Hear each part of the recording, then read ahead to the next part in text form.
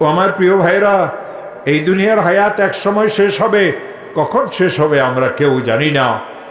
ও আমার প্রিয় ভাইরা, দুনিয়ার এই হায়াত শেষ হওয়ার পরে কবরের জিন্দেগি আমাদের শুরু হবে। আমরা কেউ জানি না কবরে কতদিন থাকবো। সে হাজার হাজার বছর পূর্ব থেকে যারা কবরে গিয়েছে কেউ আর ফিরিয়ে আসে নাই। আমরাও যখন কবরে যাব আমরাও কোনোদিন ফিরিয়ে আসবো না।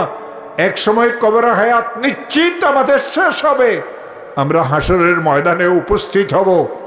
ও আমার প্রিয় ভাইয়েরা, হাসরের ময়দান যখন আমরা উপস্থিত হব, মাওলাই করিম সেদিন প্রথম একটা ঘোষণা দিবেন, লিমানিল মুলকুল ইয়াউম। আজকে রাজত্ব কার জন্য? ও ফিরাউনেরা, ও কারুনেরা, ও জালিমেরা, ও ডাকাতেরা, ও জালিম ওই সমস্ত নিকৃষ্টতম লোকেরা যারা মানুষের হককে অন্যায়ভাবে দাবাইয়ে নিজের আত্ম